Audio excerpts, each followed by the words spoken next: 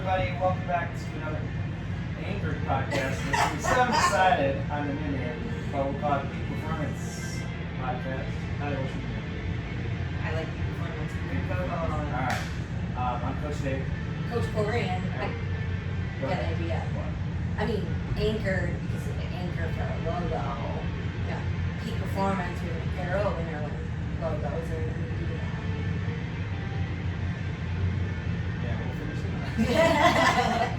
We're back on episode 99. We brought Dr. Heather Peterman back because we figured our last podcast. Y'all loved her. Yeah, so informative. We talked about adrenal fatigue. So this week we thought maybe bring up the other topic because we continue to talk about leaky gut.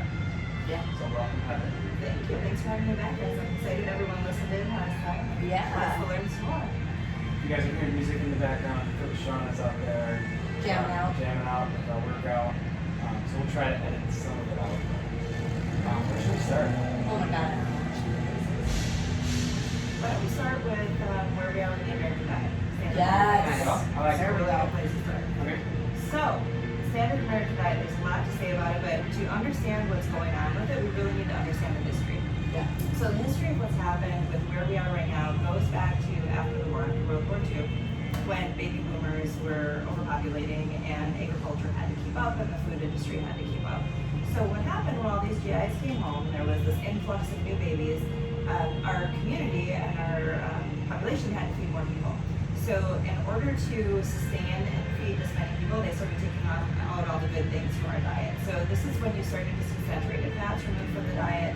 People stopped eating like whole butter, they stopped eating organ foods and fermented foods, and there was this huge influx of like high carb, sugary foods. So you started to see like box cereals and potatoes, lots of things like that coming in. Dave and I watched a documentary, and it was about during the war why White Bread got started, because it was you could make more with less flour, but it's less nutrient dense, Right. but it filled you up, and you could do more with it. And then when it, like the Civil War ended, and they were like, oh, they're like, we have all these people to feed, we can't go back to the way it was. So 100%. Yeah. So like we replaced nutrients and we put it with things that fed people but didn't necessarily make them feel full. So the problem was that people weren't feeling satiated. So what happened at that point is they started to add sugar and they started to add addictive substances into the foods, because that then made people like feel really good. It gave them a pick me up. It was like the crack, right? It just brought them up. People were sped up. They felt good. even if they Even were hungry. though they weren't satiated, Yep. they still felt like they had energy. The problem is, like, they had this boost of energy, they felt good, then it crashed, went down, and then people started eating more food. Well, that was a bonus for agriculture and everyone else going through this, because people ate more food. Right? So they found out if you put sugar in things like ketchup and things like that, people will get addicted to your products, they'll buy more of it, eat more of it. So this whole thing started happening, and it was just that kind of self-perpetuating cycle.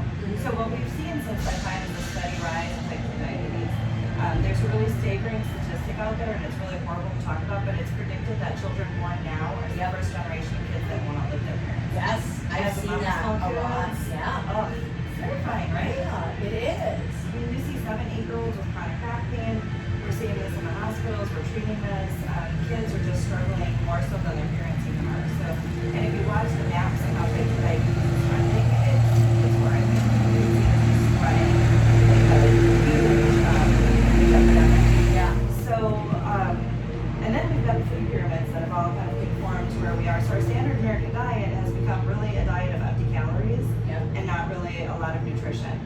The American Heart Association really got behind this and endorsed it, and for a long time it was really put out there that saturated fats led to heart disease and led to different heart conditions.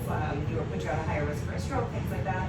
That has since been recanted, and it was through a huge meta-analysis and study that followed decades of people that proved that there's actually absolutely no correlation between saturated fats and heart disease. There's a big article that came out in the New York Times, I think it was called The Biggest Fattest Lie Ever, although don't quote me on it. That was really about the American Heart Association taking back what they had said and saying saturated fats are actually good for you. Every cell in your body is saturated by fats. Yep. So they're covered by saturated fats and you need them, but it's really too late. Everybody, like in practice, everybody already thinks that in their head. Everybody's afraid to eat real butter. Yep. They're afraid to eat full fat foods. So open people's refrigerator, especially with heart conditions, and everything is like half fat, no fat, and then it's all the crap, chemicals, sugars. Which amazes me when people who do have the type 2 diabetes and they go on this diet that's, I mean, it baffles me. I look at it, I'm like, oh my god, it's all fucking carbs. All Yeah. processed carbs. Yeah, All low fat, no I'm like, fat, all carbs. how Carbs is and this sugar. going to help you? Yeah. I'm like, this is exactly what got you in this position, first of all, and it's going to just exasperate. I'm like, oh my god, I can't do that. But people I don't think, like, know. No, they don't. They go to their doctors, they trust that they're going to be given I think you said this well, on our last podcast, the standard physician, I think it's what, one semester. in Oh, what you're nutrition. supposed to, yeah. Yeah. So they don't know really either. I mean, Mhm. that's not their forte. You know, they're dealing with medicine and all that other stuff, and they're just like, okay, I have diabetes, I gotta treat the condition. and this is what they tell me works to treat it. Right. Yep. So I just think you on this diabetic medication, which will slow it, it's not gonna stop it. Right. And then, well, we'll get you stop drinking the soda, but then just going on and process still the carb, which turns to sugar in your body, and they don't understand. Not many people understand that. They don't, and then people get on this roller coaster of like their blood sugar spiking and then coming down. And so, you know, what I think a lot of people don't really know is that before you're diagnosed with type 2 diabetes, there's a period of 10 to 12 years where you're insulin resistant. Yeah. So there's actually a decade of time that we can make a difference for people and halt that and stop it from developing. And it's just by tracking blood sugar. Yep. Yeah. Or once it happens, you can absolutely reverse it. I've helped a countless amount of people get off their diabetic meds Yeah. and actually get rid of that diagnosis. But people think once they have it, they have it. So, but you've got to be able to intervene. And what I found, it's not even just like our medical community that doesn't understand nutrition, it's the basic public. Yeah. Think of what most of us know if we're not in the health industry or if we're not healthcare providers. You go through school and think of what your nutrition class was. You learn that crappy food pyramid, right? Yeah. So I would start with all my patients, and I know Corinne, you work with nutrition too. I would tell people, like, tell me what you think a healthy diet is. Yes. And people, right, like you hear a turkey sandwich, Yeah. like, you know, there's always like Low foaming fat. stuff in low fat, no fat, you know. Salads, a lot of salads. Salads, yeah, with no fat dressing. Yeah. Tries to eat the grains. Yeah. Try to eat a lot of grains. Like Whole grains. the wheat bread. Yeah, yeah. Nobody knows what a sprouty grain is. They No. just eat the whole grain. And it's so, it's not funny, but it is funny because Dave and I talk about this all the time. Like I said, I watch these things and I'm like, oh my god, my mind is blown. Dave's like, until we met, like, girl, you didn't cook either. I'm like, yeah, that's true. I mean, I didn't cook. I ate fast food. You know, we'd wake up and my breakfast was like one of those big, huge Thomas bagels spreaded with cream Yeah. cheese. That's all I ate. Then I'd go to work. I worked second shift. I'd eat Burger King 5 days out of the week, chicken sandwich. Oh my god, if I can smell it right now. Yeah. True. Otherwise better for it was, you know, some other processed takeout on duty, and then if I got done with work, like, you know, I told people I drank a lot, and we'd go out, and then it was bar food. Yeah. And then it was bed, and it was repeat. And I couldn't understand why I had all these issues, and why, you know, my gallbladder could put it on me, and, Yeah. you know, no one but the first thing that happened when I had my gallbladder issue, no one could understand why I was having it. I had all the signs and symptoms of like my gallbladder failing, but none of the tests were coming back positive that should be. Not a single person ever asked me about my diet. Yeah. Ever. That's 100% common. Not once. Yeah. Yep. That's common. Diet is often the last thing that's addressed because it's one of the hardest things to address. And dietitians in the hospital are really underutilized. Yeah. Their schedules are very, very full, and oftentimes they're used to help manage diabetes or they're helped to bring into situations like in oncology, but they're grossly underused. They Yeah. should be, to me, I think they should be higher up on the pay scale. They should be one of the first people that people see. Yeah. But you had a great segue to talk about dysbiosis. Yeah. So what I'm hearing Corinne say is stress, stress, stress, stress, stress. So like, you know, go, burning the candles at both ends. I'm eating where I can get my meals, I'm eating non-nutrient dense foods, and then my body just crashed. And that's what happens with dysbiosis. So dysbiosis is leaky gut syndrome, kind of a gross thing, but it does gross things to the body. Yeah.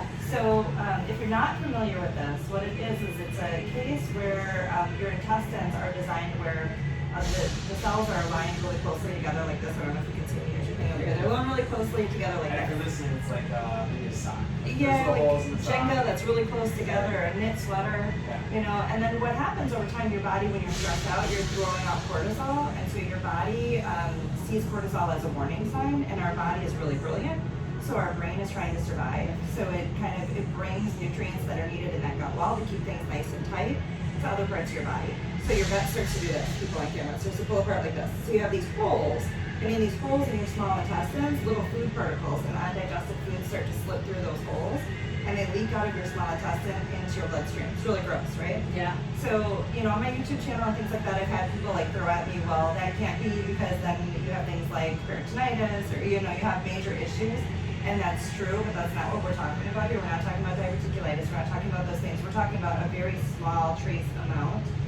We're not talking about something that's going to lead your body into sepsis, which is the life-threatening condition. Yeah. This is like a small, slow leak that never gets you to the point of sepsis, but slowly does poison your body. Yeah.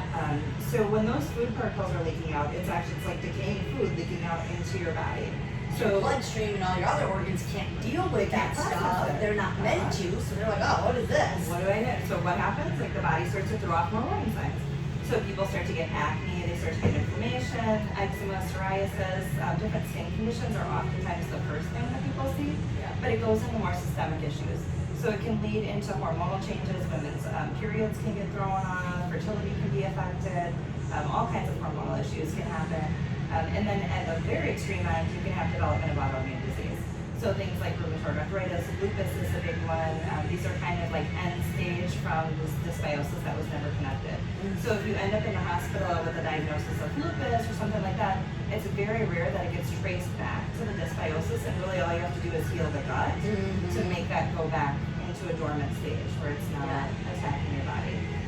And it's really a widespread inflammation in your gut that causes that to happen. So the other thing that you can look at calling it is just like an increased gut permeability, where there's the ability for things to leak out of or come out of your gut, which is where the name comes from.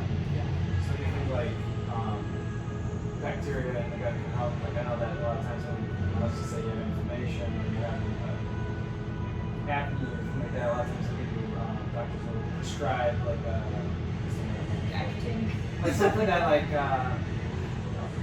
Antacid? like an anti-inflammatory. yeah, something that kills off the good bacteria. Like, you know what I mean? Like An antibiotic. an antibiotic. There we go. Wow. It took us a while to get there, but we got there. We got So there. this is why I'm not No, sorry. antibiotics don't work for that. Okay. So if you ended up to a point where something really went awry and somebody ended up with sepsis, which again, life-threatening condition, you'd be in the hospital on IV antibiotics Yeah. and things like that. But this isn't the type of thing that can be attacked with an antibiotic. You really need to look at restoring the gut function. So we go back to the same strategy that I use with adrenal fatigue, which is the replace, remove, and restore. And it's all about giving the body the things that it needs to heal the gut back up so that those gap junctions are tight again. And then getting rid of the bad stuff that's causing that to happen, and then restoring health itself. And then once that happens, your body can get rid of the trace amounts that are already in the bloodstream. So Yeah. you need to that will eventually work its way out as long as you fix the problem. Yeah. Yeah. And that's what I try to talk to people a lot. Like, our gut health really does just determine the rest of our health. Absolutely. And I don't think that people understand that. And I was like, I got really into gut health for a while, and I was reading, and it's like, just think of all the different terms that we use, like gut instincts and butterflies in your stomach, and all of those things all come from your gut. Absolutely. And your gut is telling you exactly what to do. Oh, We got a phone who call. is me? I'll step out. You want to answer here? All right. Answer down here. Okay, Performance Fitness. All right, speaking. Oh, extended warranty for your vehicle. Oh, nice. Oh, All that's right. important. Spam. Yeah. Yes, spam. So yeah, there are a ton of connections with the Yeah. gut and Chinese medicine too, and I think all other systems of medicine throughout our known world have included the importance of our gut. The gut-brain connection, Yeah, I was just gonna say. the emotional health, everything, like how our brain functions, how our emotional life is, our heart. In Chinese medicine, there's a special connection between the heart and the stomach. So you see those really, really strong connections all throughout time. Yeah, they're getting more into that vein that goes directly from your gut to your brain.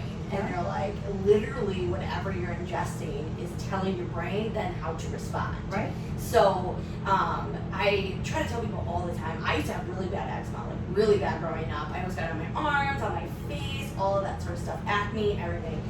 But ever since kind of cleaning up my diet and eating a more natural, whole real foods diet, I don't really get those issues. But I can tell as soon as I do. And maybe it's, sometimes I tell people you don't have food allergies, you might have just leaky gut. Right. And if you can fix a leaky gut, you don't have to worry about technically the food allergies anymore. because I think less people have food allergies or issues than they think. But we need to address the leaky gut first. Yeah. For me, might be an allergy, might not, but dairy still. As soon as I start introducing too much dairy into my life, like start getting acne and like the or the eczema starts coming back, and I like all this, and I'm like, damn it, there goes. So, and the important thing there is to acknowledge that food allergies are actually a symptom of leaky gut. Yes. So, you know, you're saying it the right way, definitely, that it's like it might not be a food allergy, it's this, but if you can get people in that paradigm of thinking, like, my food allergies are caused by my leaky gut, you gotta, the Chinese medicine is always going back to the root. Like when you're gardening, if you have a flower bed and you just mow it over with a lawnmower and get rid of the weeds that are in your garden, they're gonna come back. Yeah. You need to go in there and you need to rip things out by the root, and that's how we treat in Chinese medicine. Yeah. It's like those food allergies aren't gonna go away until you rip the root of the problem out. Yep. So, Absolutely. healing that gut, number one.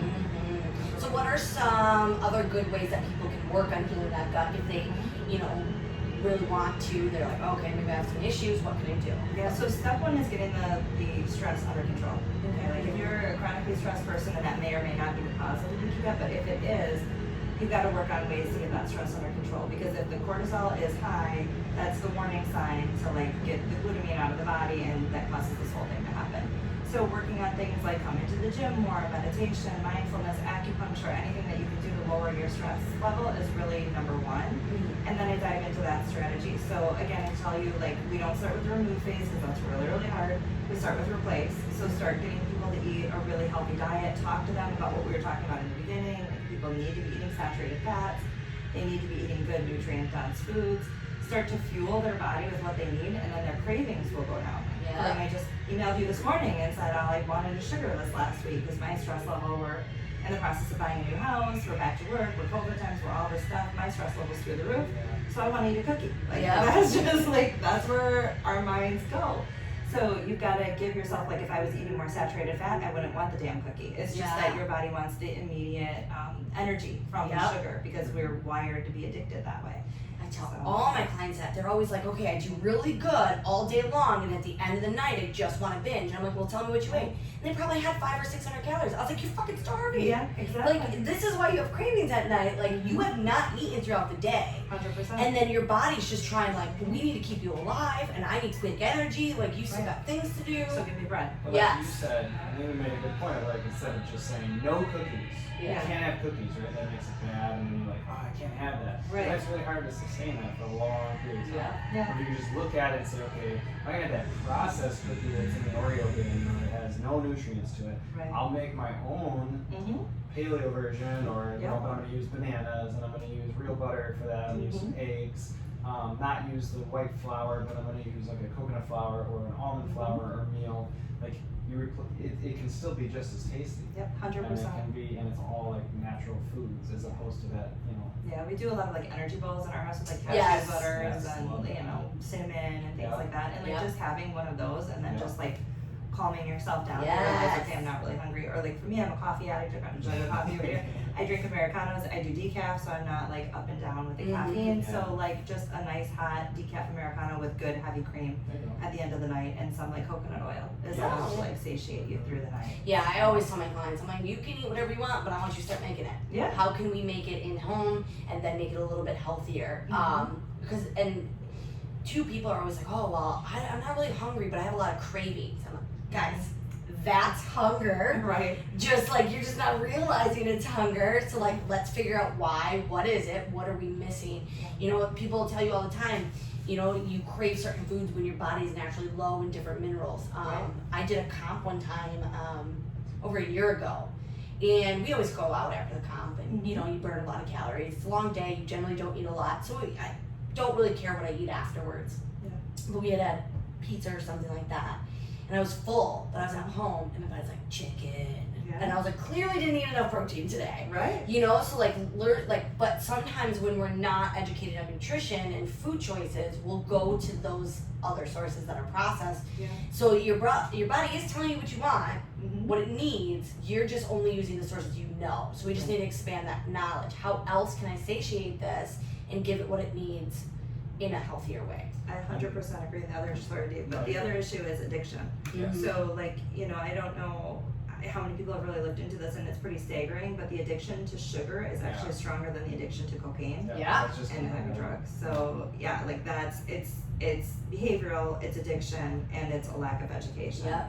So you've really got to deal with that addiction piece, and there's a lot of steps that go into that to getting people off of things. And like Yeah. we said it earlier, it's like why do people not know? Maybe lack of education, lack of information. But I think a big part of it is the food. Like the food industry has Yes. so much money Yeah. to put it back into marketing and tricking our brains and using Mhm. words that are like, oh, that seems right, and like, natural, healthy. My biggest Like- argument right now is that everything is protein. Protein bars and protein cereal. And I'm like, no, it's not. Yeah. They're literally just Or- good marketing. or they They're say, no different than normal. Or the natural, as Now they they- say. Yeah. Everything's natural, Yeah, right? everything's natural. Everything's Or gluten free. Or And they, it's yes, gluten organic. free. Yeah. Gluten free on everything. Right. I'm just looking at something and I'm like, there wouldn't be any gluten in this anyways. It's not a Right. It's an I egg. think it was There's yeah, no gluten in I think it. it was an egg or something. And it was like gluten free. And I'm Yeah. like, really? But that again, and I'm not blaming the general public either, because we have a lot going on in the world, right? We're all in either parents or professionals or in school or stuff. Your brain only has so much capacity, so you're trusting your society that like I'm gonna hone in on what I do best, and I'm going to go to these people or these places for the information I don't know. But I mean, like, the food industry knows. So, like, Yep. another thing I was seeing too is like they start to understand what's going on, trends, right? So, okay, gluten's bad. So, okay, let's just put gluten free on everything because then people naturally feel, oh, it's good for you then because there's no gluten in it. Well, it's not necessarily. It's still It's the processed. same thing with like cage-free eggs, right? Right, Like right. if the cage is just a little bit bigger. Yeah, oh yeah, we So- watched a whole documentary Yeah. on like what I that mean- really meant, and I was like, oh. Or like people think, they start putting like no sugar added on like fruit juices. Yeah. No sugar added. Well, you don't have to add sugar to that anyways, which is great, but There's still still like sugar. sugar oranges. Yeah, right. In one glass, so be careful. Yeah. Yeah. Yeah, or the different like chemical sweeteners too, like Yes. all the names, like high fructose corn syrup has a whole like list of names, and if you haven't 75 looked at different that, names oh, of sugars, so if you it's don't know them. disgusting. Yeah, it's sorbitol, it's alcohol, sugar. Let's talk about that too. How do you feel like with all of those additives? Like, Yeah. how does that affect the gut lining and everything? So I don't know particularly Yeah, what it yeah. does to the gut lining, but it's inflammatory. So Mhm. I would assume that it makes the inflammation in the gut even worse. But the bigger, scarier thing is like, so there's a lot of parts of Europe that have banned diet sodas and Yeah. things like that.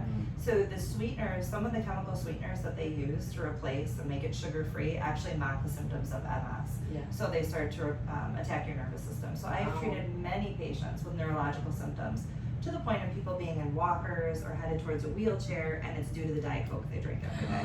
So Right, I don't it's know if I got can say that MS. without getting myself in trouble, but it's the diet soda. It's My the- aunt's got MS, and she and my uncle are addicted to diet So soda. pull them off of it and see, Oh, they'll like, never. see They're if down in it'll- Florida. They'll never listen to me. They'll never listen Well, to and this. see, that's the problem. Like, I have had patients, I have a good friend, if she listens to this, she's gonna chastise me. Yeah. But I love her to death. We've been friends for like 15, 17 years, something Yeah. along those lines. She was so sick. It ended up that she had Lyme's disease, but there was there was leaky gut issues, dysbiosis, adrenal fatigue. We could trace everything back. So I didn't see the Lyme's, but I was tracking everything else that was going on with her. And she was like coming to me for help and desperate, and this woman would eat a cup of pasta every day. A cup of pasta every day, and at night she'd have a small little snack of a tiny Coke, Diet Coke, and Cheetos. That was her snack before bedtime. And then she'd eat really, really good the rest of the day. So she was like really like hell-bent on, this is my snack, it's what makes me feel good. I eat healthy 90% of the time, I work hard, blah, blah, blah. So I told her she had to get rid of the pasta. She screamed at me in my practice with other patients, told me she would trade 10 years of her life to not eat pasta, slammed my door and left and wouldn't talk to me for a couple days. Wow. And we went back and forth for years until I finally got her on a paleo diet. Mhm. And then she started to improve, and then we found the Lyme's, and things got way better. But I mean, this is somebody that I love and trust, who I was taking on not as a patient, but as a friend and like as a family member that I was treating, doing a favor for. And she literally slammed the door in my face and screamed at me. Yep. So patients will tell you crazy things. People will tell you crazy things. Like, they do not want to give up their crutches. No, Their crutches are absolutely there. not. And I tell people all the time, there's a million documentaries out there, there are books, there are everything, and I've watched as many as possible. Some things I agree with, some things I don't, but I'm learning. and I'm putting things together from all of these different places. Like, okay, of the 10 movies I've watched, 5 have talked about this thing. Yeah. What is this and what's going on and what's behind it? And I just always encourage people, like, watch, read, listen, put it together, figure out what works for you, because like that's the important part. Don't just blindly trust. Right. You know, and like they're like, oh, diet soda's fine. And I'm like, no, it's not. Yeah, and figure out who your sources are too. Yes. Because that's the thing, like we're in the digital world where people like Dr. MD is huge, right? Everyone goes to Google. I can't even tell you like how many times you have to fight the Google advice. So you have to really learn how to wade through things and find out what's a reputable source, because anybody can make a YouTube video. Anybody can Photoshop make a is movie. fine, like taking videos and statistics. Like I get that all the time with everything going on in the world right now. I am so quick to be like, let me Google this or do whatever I need to separately. Like if they listed like 5 things on there, I'm like, I'm gonna research each one, and I'm like, none of that is right. Right. You know. Yeah. And interesting, I did share this because we watched a show on Netflix. Zac Efron doing it, where he's with this gentleman who's trying to change people's perceptions about food. So he's going all over the world, finding all these countries that have like the best water or the best sources of where they're getting their food from, and solar energy, and like how can we combine all these together. But he goes to this place outside of Greece that is a centurion, like blue zone. Yeah. So they have the most people that have lived over 100. And like when they talk to them, and I posted a picture, like they eat carbs, they plants, but it's all homemade. Yeah. It is not processed. And I'm like, so I will say, it's not necessarily the pasta the issue. It's what style is it? Where's it coming from? What's the rest of your diet look like? All of those things are factors. But so many people want to take one thing and be like, this is it. This is what's ruining my diet. I'm like, no. Yeah. 100%. And the other thing is that you have to look at the genetic makeup of people. Mhm. So like, there's things like the blood type diet, which you may or may not buy into, but then like we all have a unique genetic makeup, and depending on where our genes are from and what our ethnicity is from, really determines how we program and process food. The big thing, the problem is if you're American, I don't care like how far you trace your roots back, I'm Eastern European and Italian, but I can't live off of some of those diets because my recent family members were here in the United States. And the thing is that over decades, part of my doctoral thesis, I looked at how our body has changed and like new things that our generation is dealing with that they haven't dealt with in the past. And I made a new patient profile that I call Patient X, based on where we've gotten ourselves genetically and how we're processing food. And the problem is that our generations before us, so me, I'm gonna be 40 this year, my parents and my parents' parents, started to make changes, and those changes started to genetically modify their body. So when my mom, who was a baby boomer, started eating all of those carbs and sugars and things like that, her pancreas can't process food the way somebody who's like lived out, in other parts of the world can process. So maybe whoever in that stage of the world can process those carbs because they're also not eating sugar in their ketchup and Oreo cookies and milk with sugar in it and all this other stuff. So it's like I came into the world with like negative points. A nutritionalist that I really love and adore, her name is Marlene Merritt, she would explain it as like, your pancreas has so many points. Like maybe your pancreas has 100 points, and that's the amount of points that you get to use up in a lifetime. And when you start to get to like 90 points, 91, 92, your pancreas starts like throwing off other symptoms that like, hey, type 2 diabetes is starting. And then when you get to 100, it just like stops functioning the way that it should. So instead of like coming in with 100 points, these are just theoretical numbers, I maybe came in with 50 because of that genetic heredity that was passed down. So even though other parts of the world may be able to like eat all the pasta they want and do those other things, this is an American problem. Like if your parents were eating this diet and you were born here and you were eating this diet, we've got inherited things that we're dealing with that people in Europe are not. So we've got just different shit that we need to deal with here. So cool. There's another book up there. Is it up there or is it at home? It's How Not to Die. And I, again, very much like the book. There are some things I don't like about it, but the biggest thing that I like, because it talks about being plant-based diet. Doesn't even say vegan, just plant-based. But the whole beginning of the book is all about why meats are bad.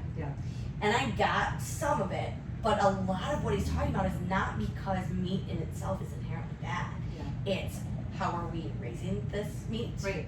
What What's are they getting? What's the chemicals? What's How the are we hormones? treating it? Mhm. How are we storing it? How are we cooking it? Right. How, like, all of those things. So he's like, at the end of the day, the reason that plants are better is because they're generally less processed throughout their, to not affect you as much. Right. And I was like, that's very interesting. Again, goes back to the documentaries we watched, all the food ones. You know, this guy's got this farm, and it's a complete ecosystem. He's got all the different animals, all the different plants, and he migrates all of his stuff around to balance. Yeah.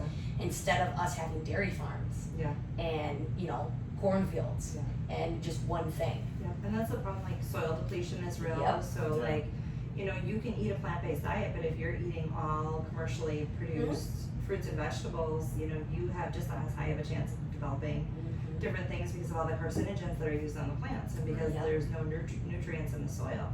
So I try to tell people, like, try to go to farmers markets, try to find like locally sourced food. I think you guys have some great people that come into the gym here.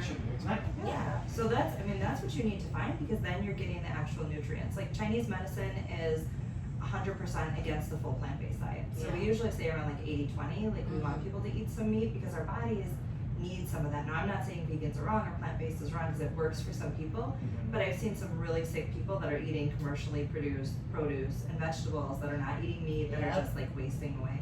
So the key again goes back to education and then teaching people where they can get these food sources and getting over the like the money barrier in their head. Because people automatically are like, no, I'm not paying for that. That's too expensive. It's cheaper to eat McDonald's. It's cheaper to, you know, I hear here. that quite a bit. Is like, well, why don't you eat these types of foods? Or you know, eating healthy is expensive. Or taking care of our bodies are expensive, right? So like a gym membership is expensive to come to us, right? But you pay for what you get. And I try to tell people, like, if you can take care of your body, you can eat a better, healthier diet, and we take care of our body by exercising, well, your medical bills go down. Like the average person spends, I was doing a post research the other day, and you know, at the gym we're going about it, and I was like, the average person's, just normal person spends about, I think it's $4,500 a year just in medical care. A family of two, like married couples, spends $7,500. Someone who's got medication that they need to require, just a single person now, or who has some type of medical complication where they need medicine, spends $11,000 a year just on co-pays, on doctor's visits, on their medicine. So now you just see these step increases on the people who. So then you trace that back to, okay, I'm going to eat a healthy diet. I'm going to make sure I'm eating the right foods, and I exercise daily.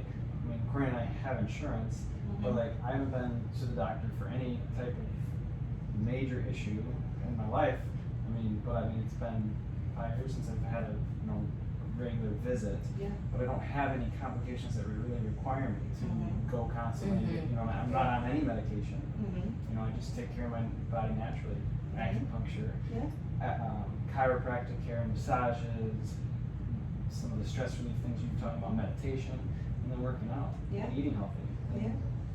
My medical bills are way low. And I think the other issue is though when it comes to food is people don't know how to cook it. So like I get that a lot when I start changing. They're like, this is so gross. I'm like, what'd you do it? Well, I just steamed it. I'm like, ugh, any vegetable's gonna be gross if you just steam it. Like just throw some salt on there and here's some seasoning. You know, I have whole videos that are just like broil it, do something. Seasoning and sauces that I like that are like better ingredients. Use a grill.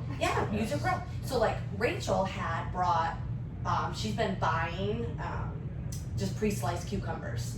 And she's like, I get it, it's more expensive, I do understand, but I know me, if I buy a cucumber, I'm not gonna slice it, I'm not gonna bring it, it's just gonna go bad anyway. I'd rather spend the extra couple dollars for one that's already, so I can grab it in between my coaching.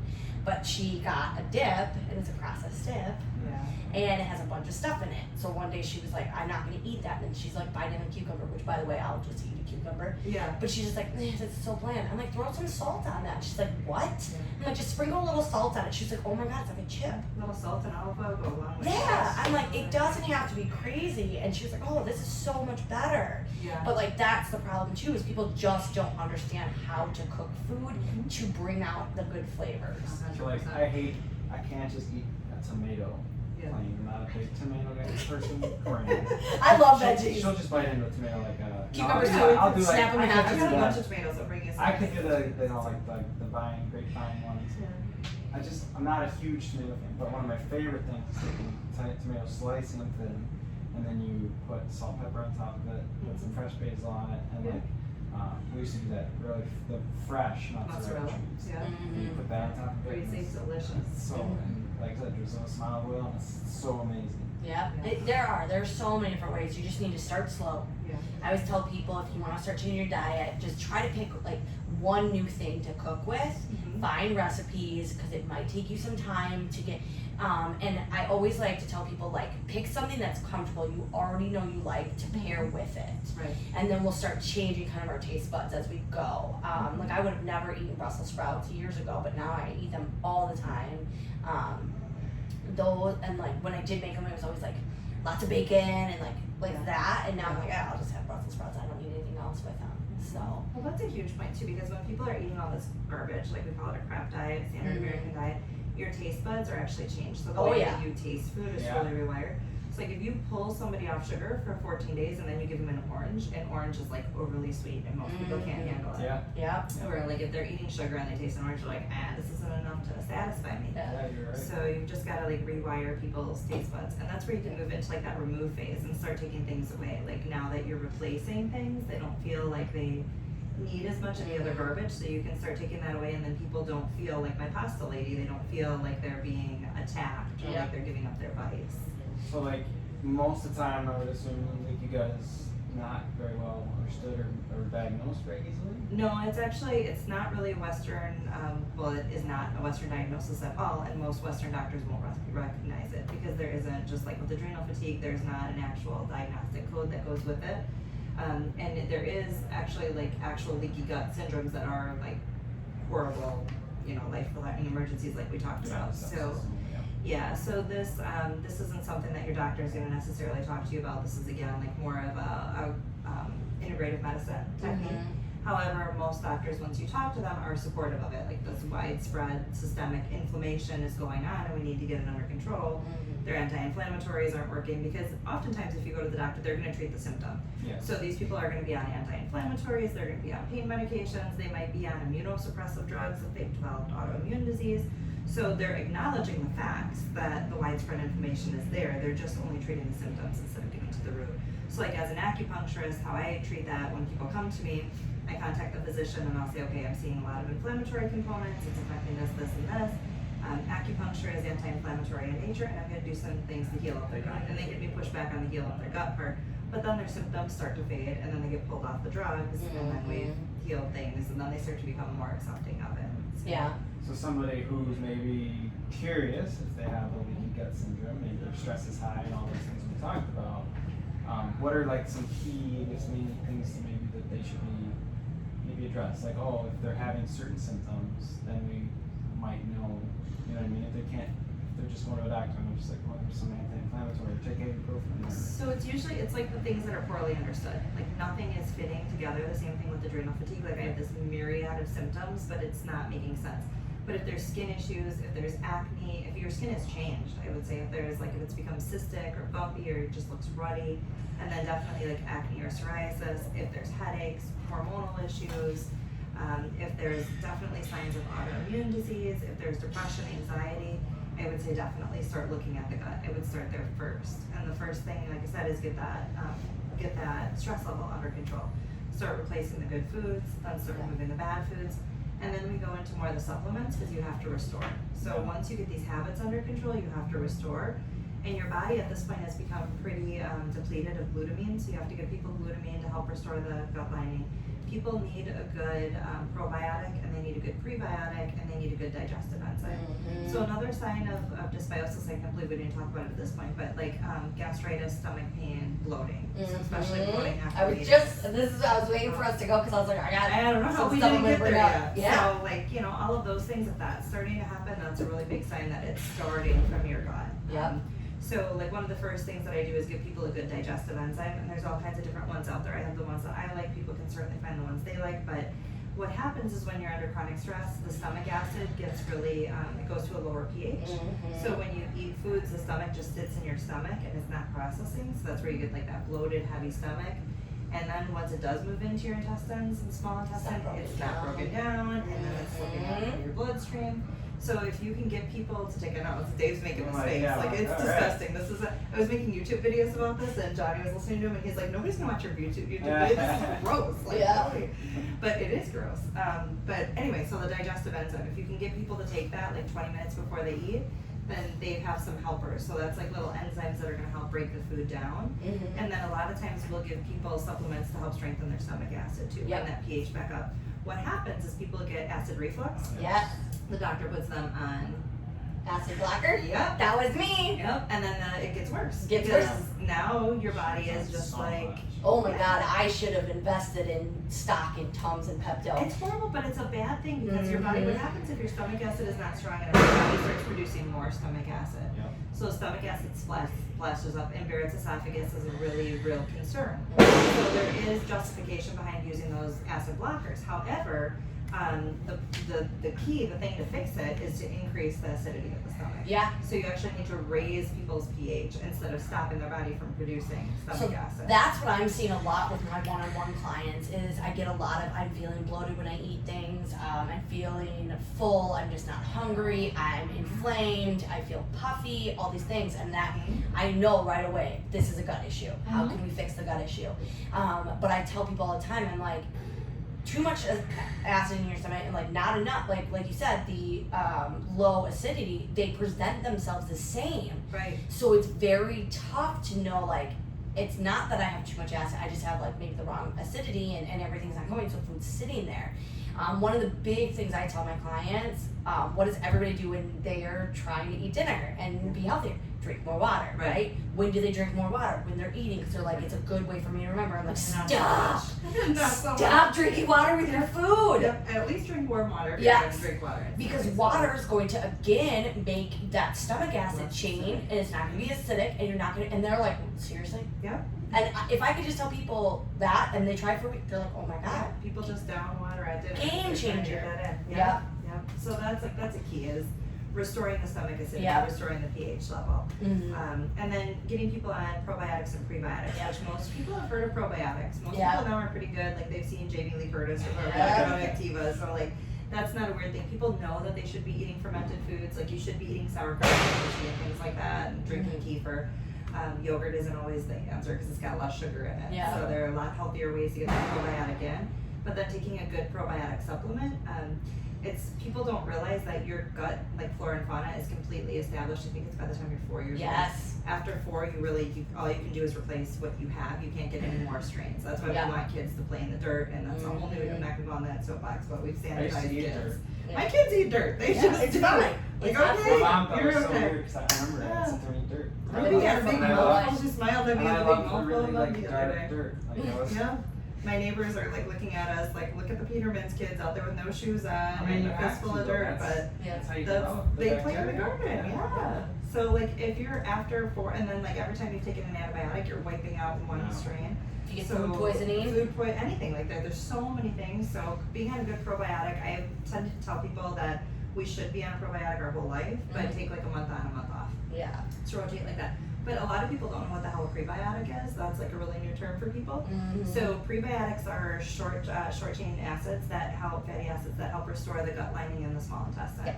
And they're really high in like apples and onions. Those are the two like main So sources. pro of is for your something to eat. gut, your upper GI, and pre is for your lower GI. Is usually what I tell people. Exactly. So you just gotta get people like doing both of those. You need the pre and the pro, and then a digestive enzyme, and that's really the key in like restoring the damage that's been done. Yeah, and I think the hard part we talked about is like the signs and symptoms. It's like, what is that? So people, but the problem is people live with this for so long, they don't even realize that this is what's going on.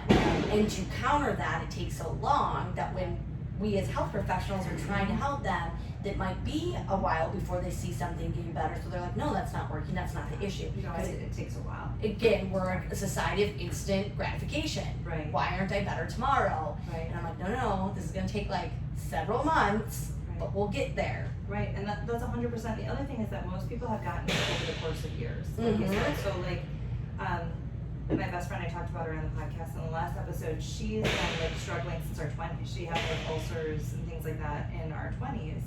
A lot of anxiety and things like that. Now she's dealing with like lupus type symptoms. So it's just like slowly progressed. She's got a lot of different like gene mutations and things like that that she's figured out through the years. But like back in our 20s, when this initially started, if she would have had the knowledge back then to try to get ahead of this, you know, she'd be in a much different place than she is at 40.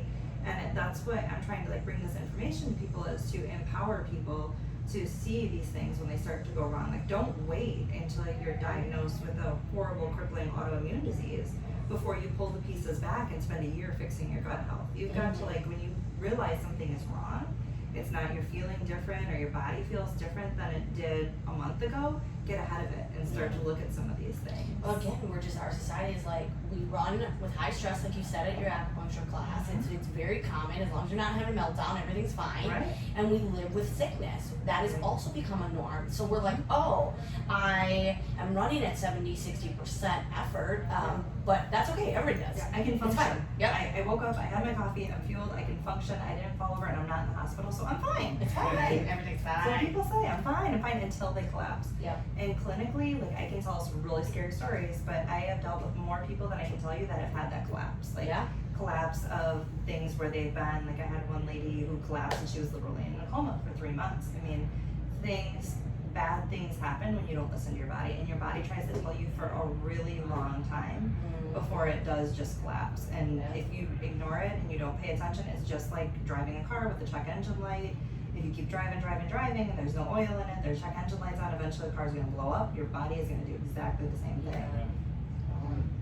I love it that you use the word empower, because that's what Dave and I are here too. I want to educate people. I want to empower them. I want them to take control of their health and wellness.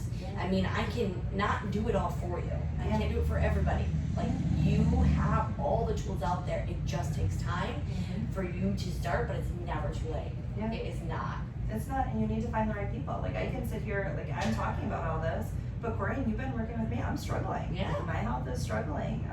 I work with you. Exactly. Like, I'm in better health now than I've been probably my whole life, but recently things are starting to unravel with all the COVID stuff and everything going on. And like, Corey's been a great coach for me and keeps on like pulling me in, like, hey, why aren't you here? Get here. And so I have all the knowledge, but I'm having a hard time executing because of circumstances in my life. And you have to find those people in your life, that community in your life, those things that are going to elevate you and keep you on track, because even with the knowledge, it's so easy to just kind of fall by the wayside. Yeah, Absolutely. We know that it's anybody can exercise at home. You could put a videotape on, you could YouTube exercise things and watch it, but like you said, like, the motivation to do it, like that first initial 1 to 2 weeks, awesome, everybody gets motivated, right? And then it's boring. And then you have nothing to push you. Because now it's easy, it's like, I don't have that push anymore, that drive. So like, that's why gyms and communities of a gym work so well, because it pulls you. When you're not here, we know. You know, we text you, hey, where you at? Yeah, that's At the end of this week, accountability. there you Yeah, go. you need So it. keep you accountable, right? So then all of a sudden then you're coming in and you're meeting your friends. But For sure. Like I said to Corey this morning, I said, you know, I could tell you everything that's been going on, but it's a bunch of excuses. Yeah. You know, and really that's what it is, because there's definitely ways to work around things. But it's just easy to lay into those excuses when you have so much going on. And I think right now we all have so much going on. Everybody does, that, you know, we've all developed some behaviors that we're not necessarily proud of. So having communities that keep each other accountable. If you're listening to this and you don't belong here, you know, you're not a part of a community, you've got to find those people who are going to keep you accountable. You got to call it your tribe. Find your tribe. Find people who are going to support you and elevate you, and not bring you down or enable those bad behaviors. Absolutely. And I think too, like you said, when you have all the knowledge, you know all the things. What's that saying? You can't, find a light switch in your own house or something like that. You can't see the problem. Yeah. So sometimes talking it out and working through it and brainstorming with other people is how you're like, oh yeah, I forgot about that thing being the one thing. Yeah, for sure. Like you asked me this morning, what do you think is going on? I've been struggling with this like gut issue myself. I can tell you exactly what's going on. What am I doing about it? Nothing. Yeah. So that's the problem. Unless it brings it to life, like, oh, you're right. Yeah. I mean, like, oh, I guess Like it's stress. I do have the knowledge. Yeah. I've had this horrible gastritis, and it's like, oh, is it a stomach? I think I told you. I think it's a stomach virus. Hell no, it was stress. I took a stress herb after I sent that email to you. Yeah. I have a little like Chinese tincture that I take, and my stomach felt fine. Yeah. Nice. It's like just you need those reminders. You Yes. need someone to key you in. I mean, Yeah. speaking of like warning signs, like I didn't know. I used to love bread. I used to love pizza. I'm gonna talk about this before on the podcast, but like I would have debilitating migraines. Like weekly, So almost bad. every other day I'd have a migraine, and that would put me out. Like laying on the couch, like Cold rag. Yep, cold rag on my forehead, and it would just be throbbing. And he'd be as white as that paper. Like he'd be so She pale. was pointing at my skin. Get outside, Dave. Yeah. So I was like, I could never figure it out. You know, I was just like, what is all these migraines? The other thing, big red flag that we just never addressed. We'd go out and have pizza or burgers or something, and food would sit in his stomach, and about 5-6 hours later, he'd throw it up. Oh. Yeah, like almost completely whole. Couldn't You digest guys it. didn't address that? No. Yeah. Well, I mean, I did. But we were also drinking at the time, but Yeah. Dave never drank a lot because Yeah. he was always the one driving. I'm like, you had one drink. Like, there's no way you're like intoxicated and threw up. Right. Yeah, it wasn't that type of throwing up. It was No. just like Like everything was wasn't everything was just digesting. yeah, and it sitting in just my came up. stomach, and Yeah. it was like I wake up 3 in the morning, like no hot Your body's flashes and sweating. And it's like yeah, I'm not sure I'm gonna have to expel it. And then started realizing like maybe it's gluten, maybe it's gluten. So then just removing the gluten aspect Mhm. and the wheats from my diet. You know, I don't drink beer anymore, and don't eat pizzas. Like I'll do pizzas, but in an alternative, like cauliflower, all that stuff, or we'll just Sweet potato. sweet potato, like different ways to make pizza. It's not just flour. Yeah. And I haven't had it.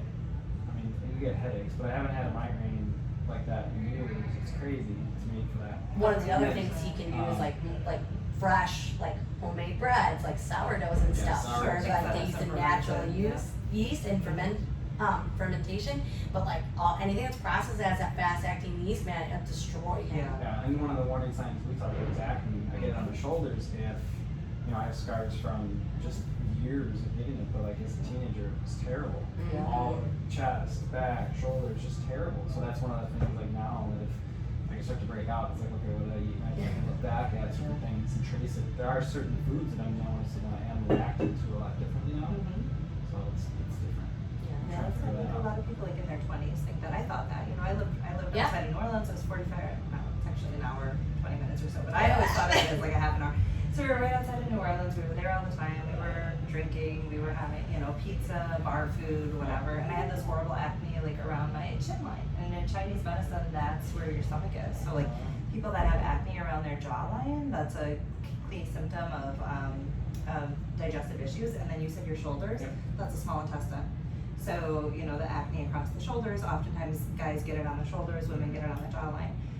But you just think that you're in your 20s, you're young, it's hormonal things. It's part of it, But our lifestyle in our 20s Right. is often like really lending to all of Yeah. those signs of those issues that are starting to develop. And absolutely like headaches, the vomiting is a huge sign, and people will often they don't realize that there's a component of reflux to that too. It's like Yep. your body just isn't Acid. processing. Yeah, it's not like you're not like puking because you're sick. You're puking because your body is dumping so much stomach acid.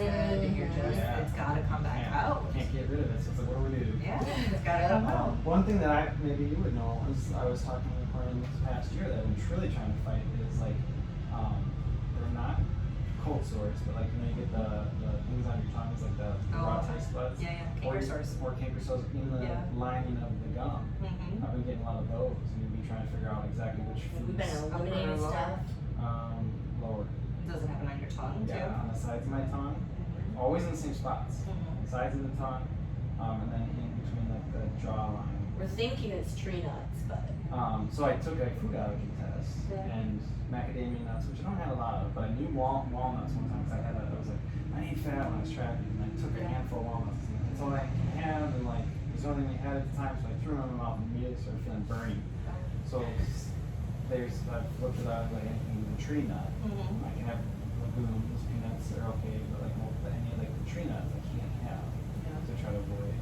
I'm just trying to figure out the other.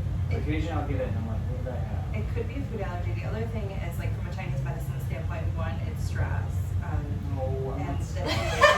I'm fine, right? I try to tell him, I'm like, bro, you're I as mean, I'm stressed as I am, We're it's on a just not business. different. I know, Because I Dave know. was like this very zen zen, calm person. Yes. I know You're it's a hard calm stress. person. Absolutely. It is So I think stressful. you're internalizing some stress. Oh, yeah. So in Chinese medicine, the sides of your tongue Yeah. is the liver and the gallbladder. Okay. So like if it's manifesting there, gallbladder has to do sometimes with like not seeing things through. So maybe look in your life and see if there's something that you're like not going through with. But stress, and it could just be like just building the jet, like how big is it gonna get? Where are you gonna go? Like where this is like. Last year's been pretty rough. You guys have grown a ton, and there's a lot of shit that's happened this Yeah. year. You're like still standing, so it might be like, which direction do I go in with it, or how do I? I can see that because Dave's like very like when we have tasks, like I'll be like 90% done with my task. I'm like, ooh, something shiny, I'm on to the next Yeah, we were project. talking Whereas about Dave that. is like, nope, this has to get done, this has to get finished. He's Like very check it off. So like, yeah, there's some cannot things move that on. are Love like checking off. So if you got some balls hanging out up there that you can't check off yet, that might just be like attacking you. After this, I'll tell you, I know exactly what it is. It's one that's not finished, and it's a big stressor. Okay. So you guys can figure that I out already and know. tell me if they go away. Yeah. Okay. So the I'm other thing curious. could be a stomach heat. So we talked a little bit about Yeah. the class like that. These like different factors. So your stomach can have too much heat in it. It can become a little pathogenic. So I can give you some herbs for that. See if we can cool it down. See if that works. So that's why we're concerned. I know we Yeah. talked about the furnace. Yeah. Usually it's hurt, but like last couple months, waking up to You- like you last should night, know. really slow. Mhm. But then I know like obviously there's stuff going on in the world, which is like stressful. Couldn't go back to sleep. Yeah.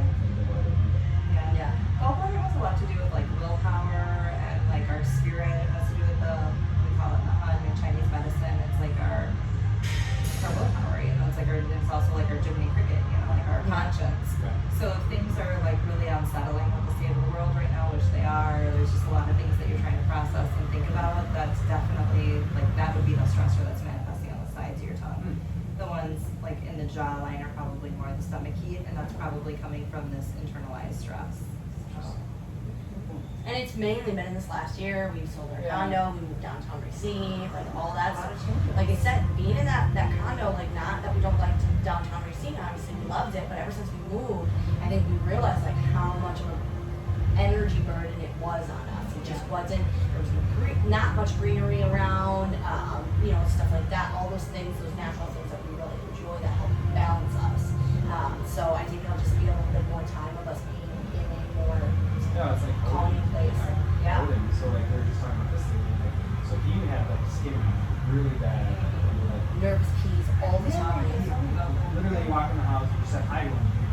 Yeah. You walk past people in the gym, you would be triggering. It was just really weird. We knew we had this anxiety thing, and then recently, past this move, it hasn't been heat. He's more calm. Much more. We thought it was like food, but like he had these rashes all over him in his Yeah. armpits, and that we think was very natural. Which is why we like her. She got him on a natural food diet, and then we're like maybe thinking the alley had something to do with it because there's pigeons and there are Seagulls. lots of Downtown stuff. stuff. We're always in the alley. We thought maybe he got something, Yeah. and then we thought maybe he's allergic to grass, but Yeah. he's been so much better since Could we're have out. just been stress. I had a dog like that who had my Mazzy dog. I loved her. She was a chocolate lab, and she would get stressed, and like if she was in a situation where she was stressed, her whole body would break out, and she'd get these big hot spots. Yeah. That's what they were. I wonder if it was just constant stress because he's hearing Could all have the been. noises down Just so much. Yeah. You guys are in such more of a strain phase. We've got a big move coming up too, and we're in a stressful situation in our neighborhood. We've got a really cliquey neighborhood and some things going back and forth, but we have an accepted offer on this house, and I've just like gone to go see it a couple times, like take measurements and stuff like that. And I've noticed how different I feel like driving in there. It's on almost 2 acres. There's trees. Yeah. It's serene. The house needs a lot of work, but it's just like being in that environment. You realize how calm you feel. And what I've noticed is like now driving home, I like start to feel the anxiety. Yes. I feel my chest get tight. And I'm like, oh god, we're still here. We used to So- do that when it is nice to go home now. We got trees around us. There are some lot of fields. Like one of our favorite things is to watch nature. Like we listen to go out on our porch and you see the crickets. It's very quiet. Like our favorite things to watch are hummingbird that comes by our little hummingbird feeder, and then there's 3 hawks. Yeah. And I just watch them flying. There's fields there. It's lovely. It's amazing. They need connection to nature. Yeah. And people have to figure out, like, some people need the busyness of the city or whatever, but you've got to find out, like, where you're drawn to Yeah. and make sure